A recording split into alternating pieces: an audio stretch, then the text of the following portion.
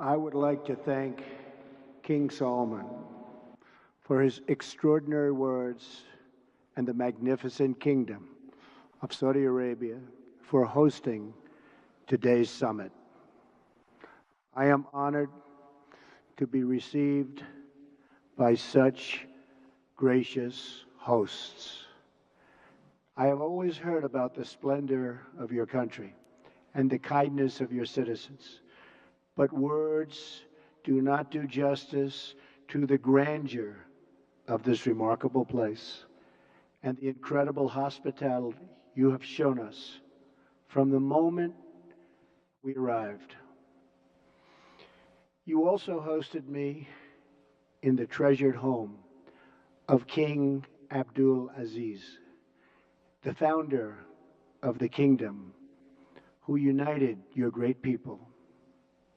Working alongside of another beloved leader, American President Franklin Roosevelt, King Abdul Aziz began the enduring partnership between our two countries.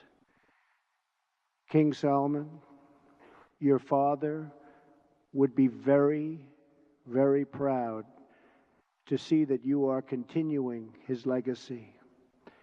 And just as he opened the first chapter of our partnership, today we begin a new chapter that will bring lasting benefits to all of our citizens.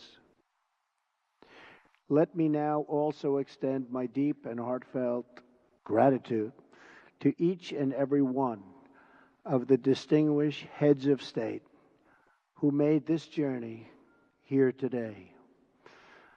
You greatly honor us with your presence, and I send the warmest regards from my country to yours. Thank you. I know that our time together will bring many blessings to both your people and to mine. I stand before you as a representative of the American people to deliver a message of friendship and hope and love. That is why I chose to make my first foreign visit a trip to the heart of the Muslim world, to the nation that serves as custodian of the two holiest sites in the Islamic faith. In my inaugural address to the American people, I pledge to strengthen America's oldest friendships and to build new partnerships in pursuit of peace. I also promise that America will not seek to impose our way of life on others, but to outstretch our hands in the spirit of cooperation and trust. Our vision is one of peace, security, and prosperity in this region and all throughout the world. Our goal is a coalition of nations who share the aim of stamping out extremism and providing our children a hopeful future that does honor to God.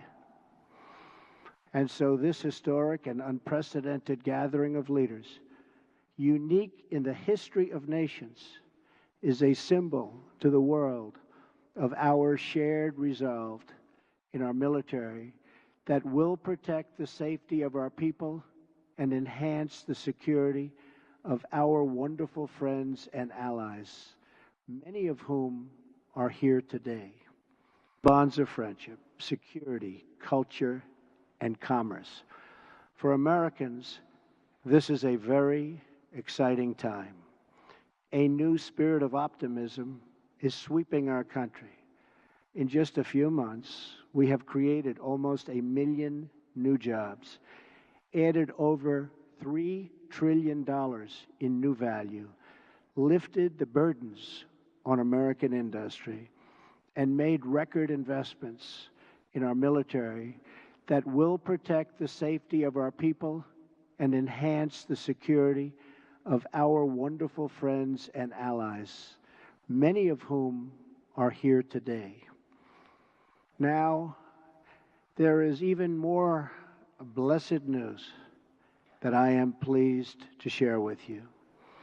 My meetings with King Salman, the Crown Prince, and the Deputy Crown Prince have been filled with great warmth, goodwill, and tremendous cooperation.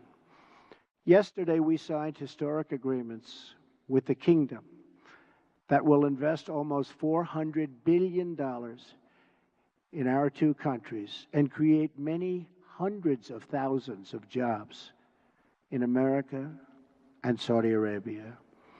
This landmark agreement includes the announcement of a $110 billion Saudi-funded defense purchase, and we will be sure to help our Saudi friends to get a good deal from our great American defense companies, the greatest anywhere in the world.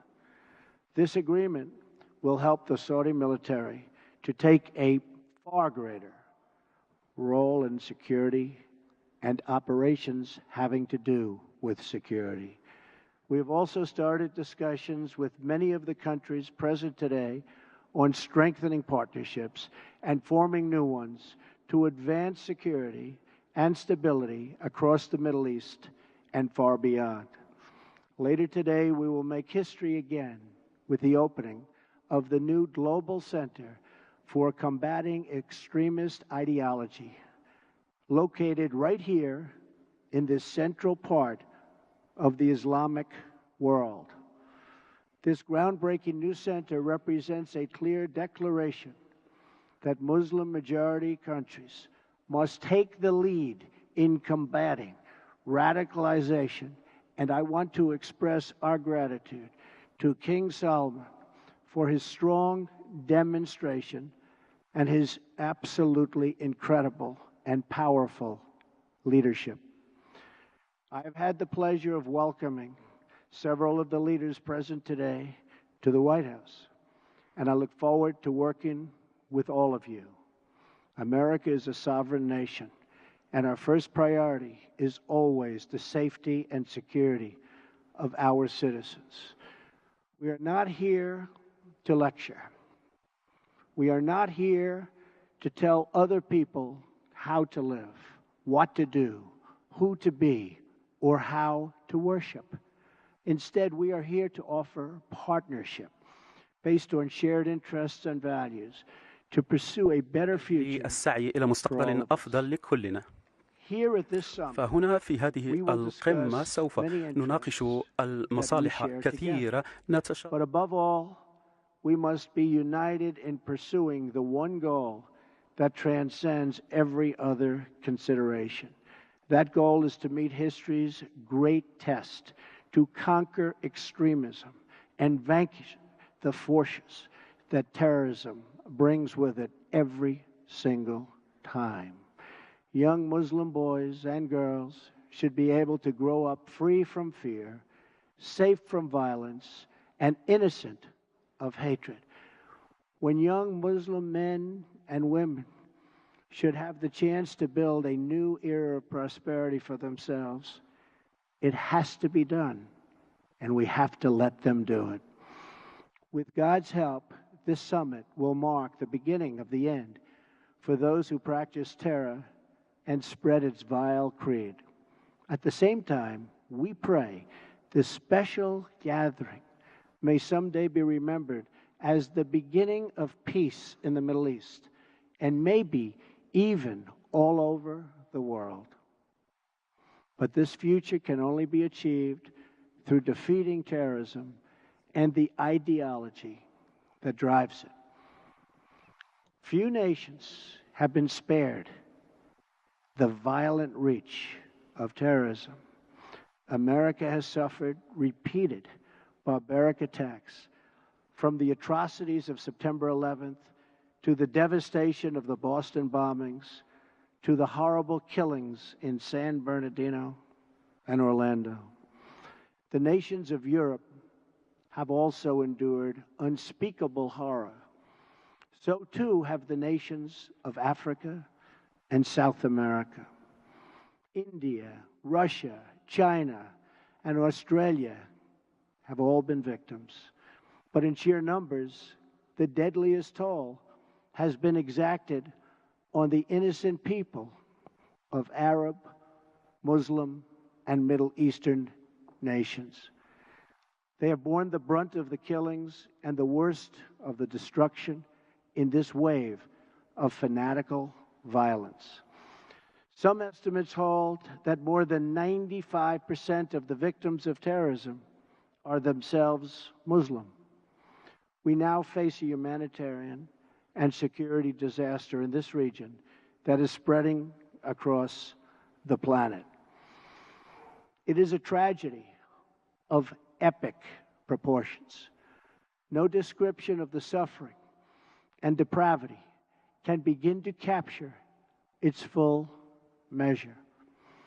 The true control of ISIS, if you look at what's happening, Al-Qaeda, Hezbollah, Hamas, and so many others, must be counted not only in the number of dead, it also must be counted in generations of vanished dreams.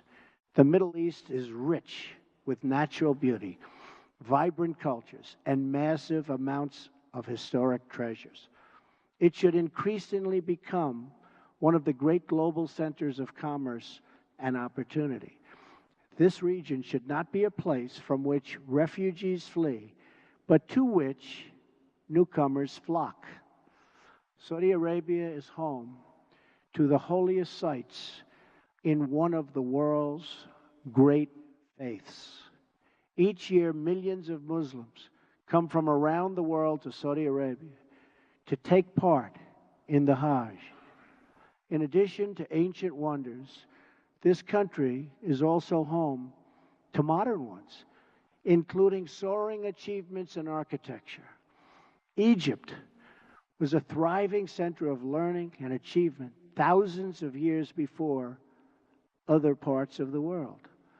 The wonders of Giza, Luxor, and Alexandria are proud monuments to that ancient heritage. All over the world, people dream of walking through the ruins of Petra in Jordan. Iraq was the cradle of civilization and is a land of natural beauty. And the United Arab Emirates has reached incredible heights with glass and steel and turned earth and water into spectacular works of art. The entire region is at the center of the key shipping lanes of the Suez Canal, the Red Sea, and the Straits of Hormuz. The potential of this region has never, ever been greater. 65% of its population is under the age of 30. Like all young men and women, they seek great futures to build, great national projects to join, and a place for their families to call home. But this untapped potential, this tremendous cause of optimism, is held at bay by bloodshed and terror.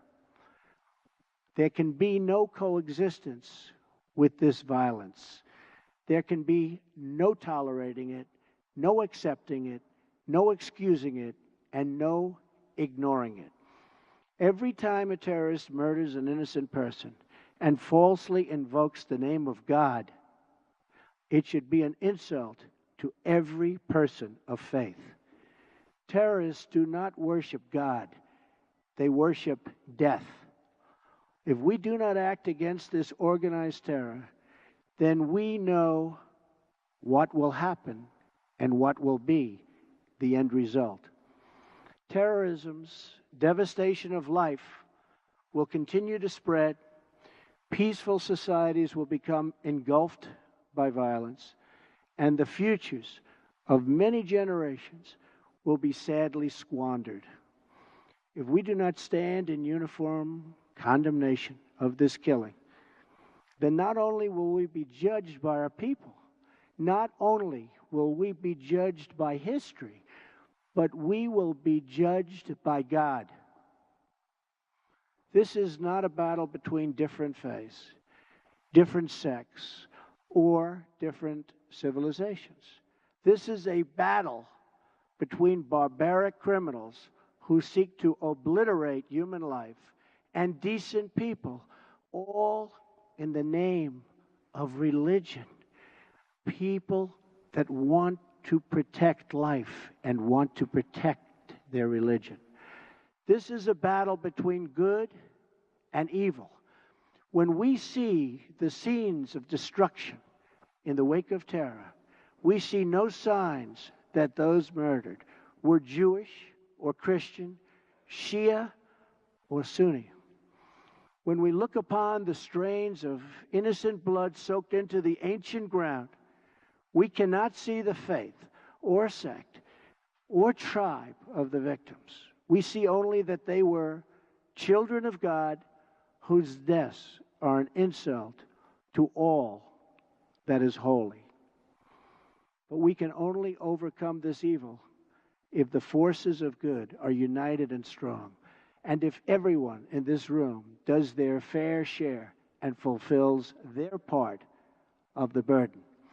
Terrorism has spread all across the world, but the path to peace begins right here on this ancient soil in this sacred land.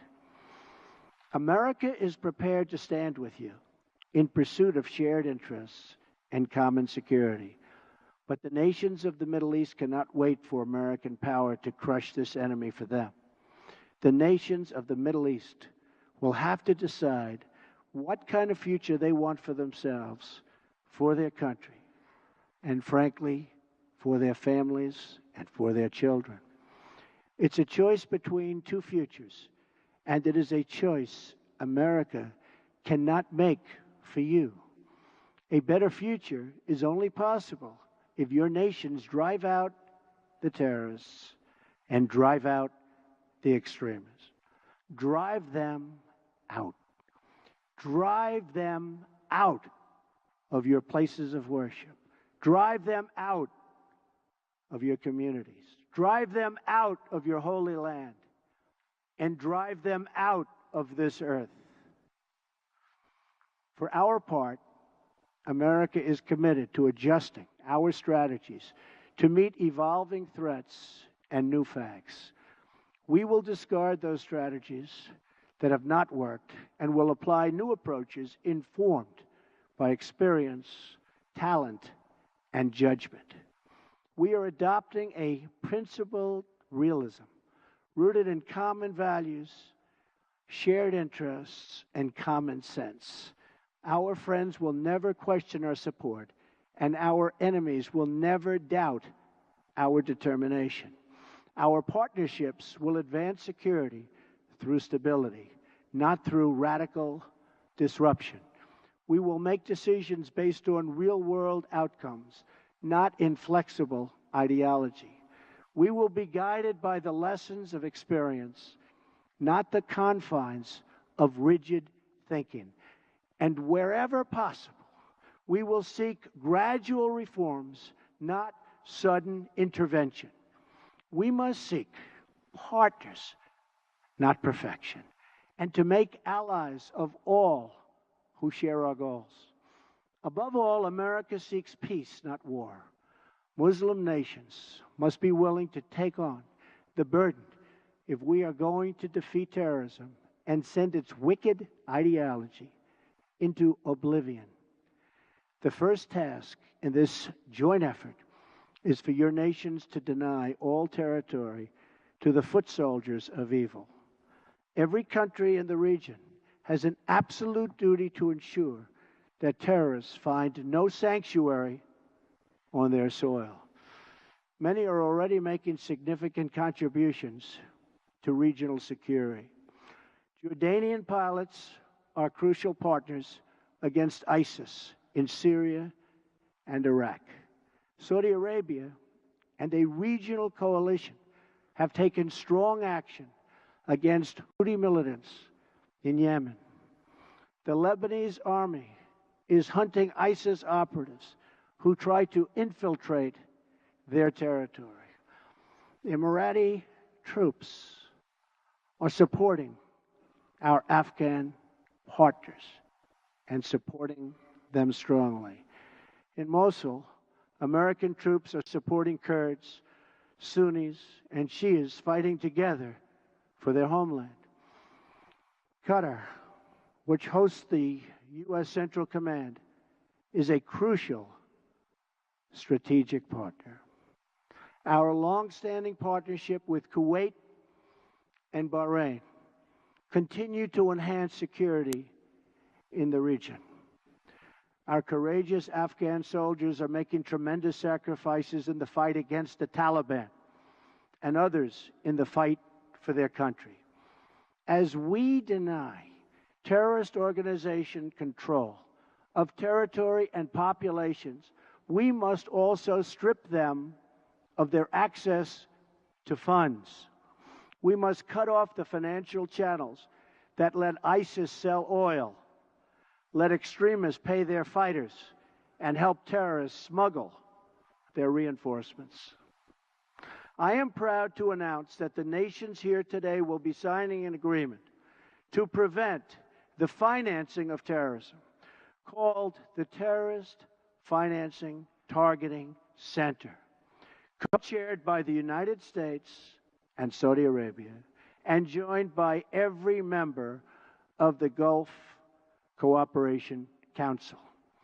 It is another historic step in a day that will be long remembered.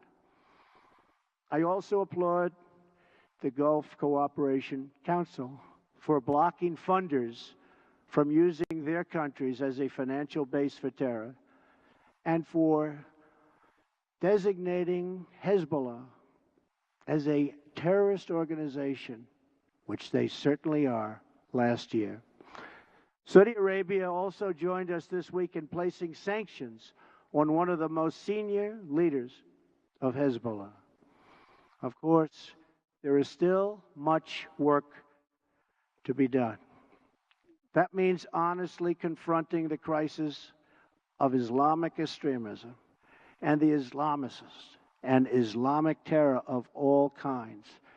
We must stop what they're doing to inspire, because they do nothing to inspire but kill. And we are having a very profound effect if you look at what's happened recently.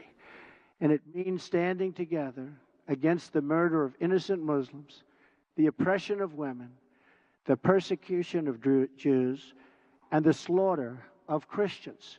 Religious leaders must make this absolutely clear. Barbarism will deliver you no glory. Piety to evil will bring you no dignity. If you choose the path of terror, your life will be empty, your life will be brief, and your soul will be fully condemned. And political leaders must speak out to affirm the same idea. Heroes don't kill innocents, they save them. Many nations here today have taken important steps to raise up that message. Saudi Arabia's vision for 2030 is an important and encouraging statement of tolerance, respect, empowering women, and economic development.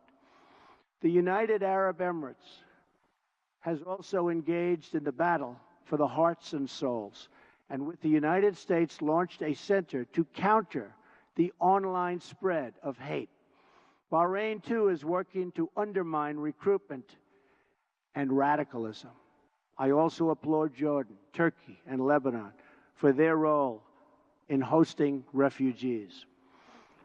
The surge of migrants and refugees living so poorly that they're forced to leave the Middle East depletes the human capital needed to build stable societies and economies.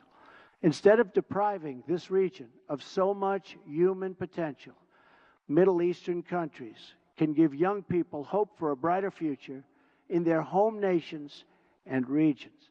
That means promoting the aspirations and dreams of all citizens who seek a better life, including women, children, and the followers of all faiths. Numerous Arab and Islamic scholars have eloquently argued that protecting equality strengthens Arab and Muslim communities. For many centuries, the Middle East has been home to Christians, Muslims, and Jews living side by side. We must practice tolerance and respect for each other once again and make this region a place where every man and woman, no matter their faith or ethnicity, can enjoy a life of dignity and hope. In that spirit, after concluding my residence in a fabulous place that we're at today, Riyadh, which I've gotten to know so well in so short a time, I will travel to Jerusalem and Bethlehem and then to the Vatican, visiting many of the holiest places in the three Abrahamic faiths. If these three faiths can join together in cooperation, then peace in this world is possible, including peace between Israelis and Palestinians. I will be meeting with both Israeli Prime Minister Benjamin Netanyahu and Palestinian President Abbas. Starving terrorists of their territory, of their funding, and the false allure of the craven ideology will be the basis for easily defeating them. But no discussion of stamping out this threat would be complete without mentioning the government that gives terrorists all three: safe harbor, financial backing, and the social standing needed for recruitment. It is a regime that is responsible for so much instability in that region. I am speaking, of course, of Iran. From Lebanon to Iraq to Yemen, Iran funds arms and trains terrorists, militias, and other extremist groups that spread destruction and chaos across the region. For decades, Iran has fueled the fires of sectarian conflict and terror. It is a government that speaks openly of mass murder, vowing the destruction of Israel, death to America, and ruin for many leaders and nations in this very room. Among Iran's most tragic and destabilizing interventions, you've seen it in Syria. Bolstered by Iran, Assad has committed unspeakable crimes, and the United States has taken firm action in response to the use of banned chemical weapons by the Assad regime, launching 59 missiles at the Syrian airbase from where that murderous attack originated. Responsible nations must work together to end the humanitarian crisis in Syria, eradicate ISIS, and restore stability to the region, and as quickly as possible. The Iranian regime's longest suffering victims are its own people. Iran has a rich history and culture, but the people of Iran have endured hardship and despair to their leaders' reckless pursuit of conflict and terror.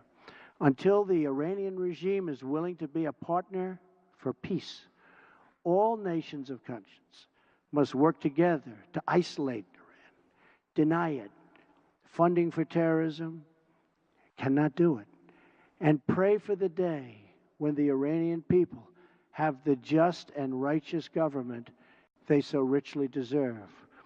The decisions we make will affect countless lives.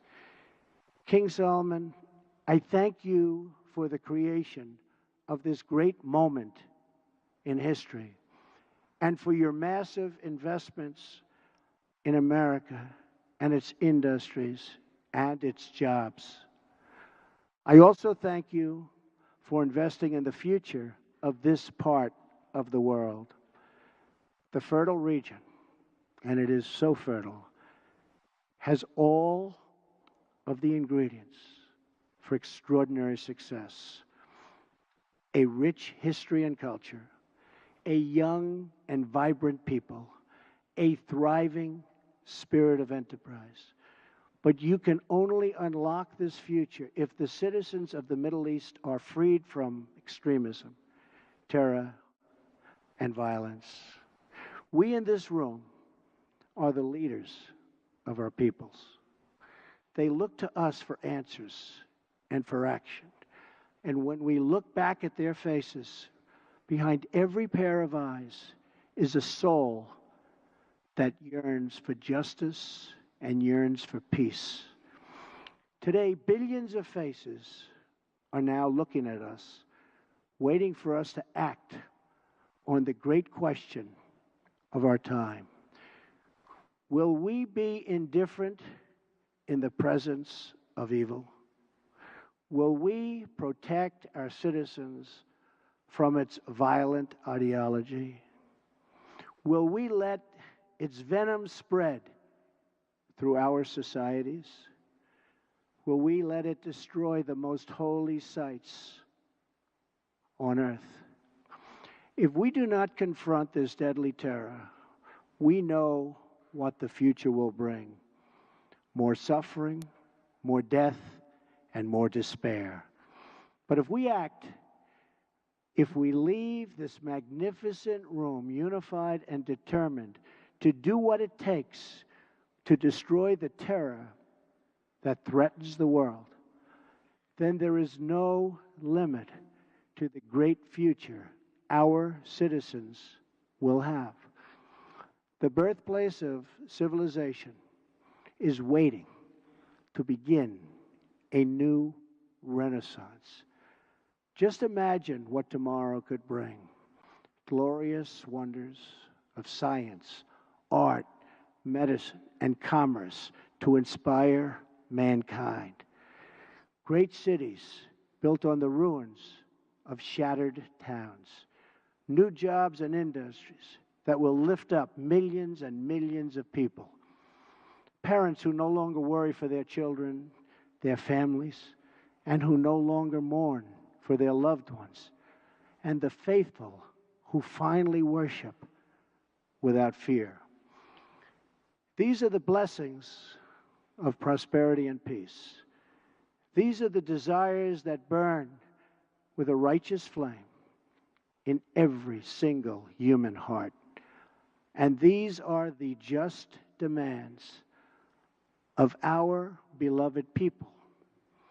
I ask you to join me, to join together, to work together, and to fight together, because united, we will not fail. We cannot fail. Nobody, absolutely nobody, can beat us. Thank you. God bless you. God bless your countries. And God bless the United States of America. Thank you very much. Thank you.